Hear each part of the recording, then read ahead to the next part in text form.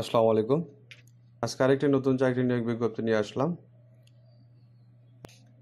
আজকের নিয়োগ বিজ্ঞপ্তির বিস্তারিত আপনাদের বোঝানোর চেষ্টা করব এবং কিভাবে আবেদন করবেন, কোন ওয়েবসাইটে গিয়ে আবেদন করবেন সেই বিষয়েও আমি আপনাদের ভালোভাবে দেখাবো। চলুন কথা না বাড়িয়ে নিয়োগ বিজ্ঞপ্তির বিস্তারিত জেনে নেওয়া যাক। Nuclear power plant company Bangladesh limited NPCBL এর অধীনে রূপপুর পারমাণবিক বিদ্যুৎ কেন্দ্রের security and physical protection service ডিভিশনের জনবল নিয়োগের নিমিত্তে নিম্নে বর্ণনা মোতাবেক বাংলাদেশের নাগরিকদের নিকট হতে দরখাস্তের আহ্বান করা যাচ্ছে। 8টি পদে মোট 14 জনকে নিয়োগ দেবে। এখানে নিয়োগ বিজ্ঞপ্তির বিস্তারিত উল্লেখ করা আছে। আমি আপনাদের আংশিক বোঝানোর চেষ্টা করবো, বাকিটা আপনারা আবেদনের আগে অবশ্যই ভালোভাবে নিয়োগ বিজ্ঞপ্তি পড়ে নেবেন। এখানে 1 নম্বর যে পদটি রয়েছে head of security and physical protection service management, বেতন গ্রেড 5, মূল বেতন 1,09,200 টাকা। এ পদের সংখ্যা 1টি। পদের ন্যূনতম শিক্ষাগত যোগ্যতা সরকার ও বিশ্ববিদ্যালয় মঞ্জুরি কমিশন কর্তৃক অনুমোদিত বিশ্ববিদ্যালয় থেকে যে কোনো বিষয়ে স্নাতক 4 বছর, স্নাতকোত্তর ডিগ্রি বা যে কোনো বিষয়ে ইঞ্জিনিয়ারিংয়ের স্নাতক ডিগ্রি ধারী হতে হবে। উক্ত পদের ন্যূনতম অভিজ্ঞতা সশস্ত্র বাহিনী, বাংলাদেশ পুলিশ বা অন্য কোনো আইন শৃঙ্খলা রক্ষাকারী সংস্থায় গ্রেড 6 পদে ন্যূনতম 2 বছর সহ প্রথম শ্রেণীর কর্মকর্তা হিসেবে ন্যূনতম 10 বছর চাকরির অভিজ্ঞতা থাকতে হবে। পদভিত্তিক অতিরিক্ত যোগ্যতা এ পদের ক্ষেত্রে নতুন সিকিউরিটি ইউনিট দল গঠনের অভিজ্ঞতা, নিরাপত্তা ও গোয়েন্দা তথ্যাদি সংগ্রহ, বিশ্লেষণ এবং থ্রেট অ্যাসেসমেন্ট সংশ্লিষ্ট কাজের অভিজ্ঞতা, সাইবার নিরাপত্তা সংক্রান্ত বিষয়ে জ্ঞান, আন্তঃ এজেন্সি সহযোগিতা ও সমন্বয়ে অভিজ্ঞতা। এরপর 2 নম্বর যে পদটি রয়েছে হেড অফ সিকিউরিটি পাস, বেতন গ্রেড 6, 84,000 টাকা মূল বেতন। এ পদের সংখ্যা 1টি। এ পদে ন্যূনতম শিক্ষাগত যোগ্যতা সরকার ও বিশ্ববিদ্যালয় মঞ্জুরি কমিশন কর্তৃক অনুমোদিত কোনো বিশ্ববিদ্যালয় থেকে যে কোনো বিষয়ে স্নাতক 4 বছর, স্নাতকোত্তর ডিগ্রি বা যে কোনো বিষয়ে ইঞ্জিনিয়ারিংয়ের স্নাতক ডিগ্রি হতে হবে।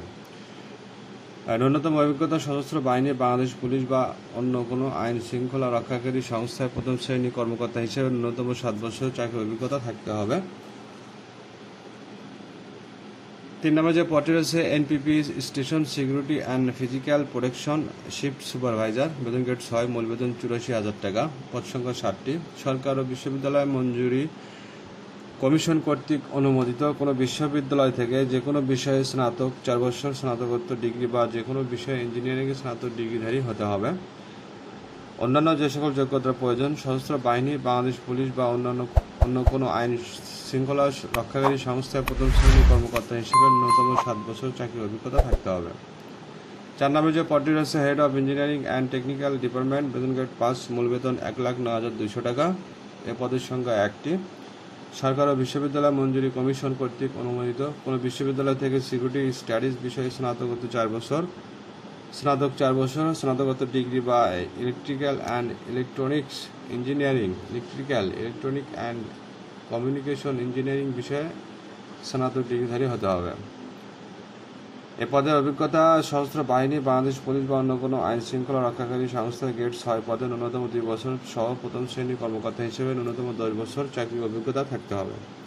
5 নম্বর যে পদটি রয়েছে head of physical protection duty department, বেতন গ্রেড 5, মূল বেতন 1,09,200 টাকা। পদ সংখ্যা 1টি। সরকার ও বিশ্ববিদ্যালয় মঞ্জুরি কমিশন কর্তৃক অনুমোদিত কোনো বিশ্ববিদ্যালয় থেকে সিকিউরিটি স্টাডিজ বিষয়ে স্নাতক 4 বছর, স্নাতকোত্তর ডিগ্রি বা electrical and electronics engineering, electrical, electronic and communication engineering বিষয়ে স্নাতক ডিগ্রিধারী হতে হবে। অন্যান্য অভিজ্ঞতা সশস্ত্র বাহিনী, বাংলাদেশ পুলিশ বা অন্য কোনো আইন শৃঙ্খলা রক্ষাকারী সংস্থায় গ্রেড 6 পদে ন্যূনতম 2 বছর সহ প্রথম শ্রেণীর কর্মকর্তা হিসেবে ন্যূনতম 10 বছরের চাকরির অভিজ্ঞতা থাকতে হবে। এরপরে 6 নম্বর যে পদটি রয়েছে deputy head of physical protection duty department, grade 6, মূল বেতন 84,000 টাকা। এ পদের সংখ্যা 1টি।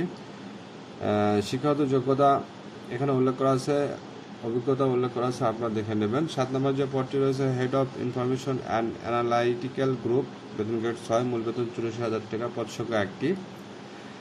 শিক্ষাগত যোগ্যতা স্নাতক ও বিশ্ববিদ্যালয় মঞ্জুরি কমিশন কর্তৃক স্বীকৃত কোনো বিশ্ববিদ্যালয় থেকে যে কোনো বিষয়ে স্নাতক ডিগ্রিধারী হতে হবে। অভিজ্ঞতা এখানে নিয়োগ বিজ্ঞপ্তি দেওয়া আছে, আপনারা ভালোভাবে পড়ে নেবেন। 8 নম্বরে যে পদটি রয়েছে হেভিকেল ইন্সপেক্টর গ্রেড 9, মূল বেতন 52,800 টাকা, পদ সংখ্যা 1টি। যে কোনো শিক্ষা বোর্ডের অধীনে সরকার অনুমোদিত কোনো শিক্ষা প্রতিষ্ঠান থেকে এসএসসি বা সমমান পরীক্ষায় উত্তীর্ণ হতে হবে। তবে এ পদের ক্ষেত্রে অভিজ্ঞতা ড্রাইভিং লাইসেন্স সহ সশস্ত্র বাহিনী, বাংলাদেশ পুলিশ বা অন্য কোনো আইন শৃঙ্খলা রক্ষাকারী সংস্থা 2য় শ্রেণীর কর্মকর্তা হিসেবে ন্যূনতম 4 বছর চাকরির অভিজ্ঞতা হেভি ড্রাইভিং লাইসেন্সধারীদের অগ্রাধিকার দেওয়া হবে।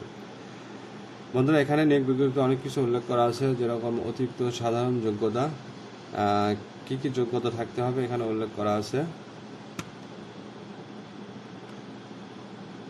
আবশ্যকীয় অন্যান্য যোগ্যতা, মানে যে সকল যোগ্যতা থাকতেই হবে সেগুলো এখানে উল্লেখ করা আছে, আপনারা দেখে নেবেন। বেতন, সুযোগ সুবিধা ও অন্যান্য শর্তাবলী, এখানে বেতন, সুযোগ সুবিধা কি কি রয়েছে কোন পদের ক্ষেত্রে বা চাকরির ক্ষেত্রে বিস্তারিত দেওয়া আছে, আপনারা ভালোভাবে দেখে নেবেন। আবেদন ও নির্বাচন পদ্ধতি, এখানে আবেদন ও নির্বাচন পদ্ধতি উল্লেখ করা আছে।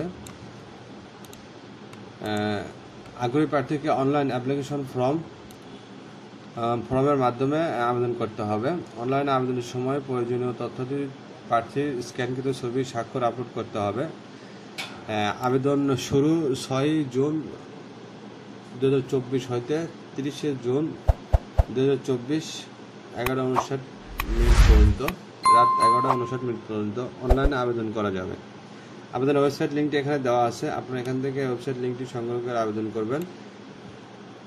এখানে আরও উল্লেখ আছে প্রত্যেক প্রার্থীকে তার আবেদন নিশ্চিতকরণের জন্য এখানে ওয়েবসাইটের নাম দেওয়া আছে, ঠিকানা উল্লেখিত নির্দেশনা অনুসরণ করে যে কোনো টেলিটক মোবাইল কানেকশন থেকে SMS এর মাধ্যমে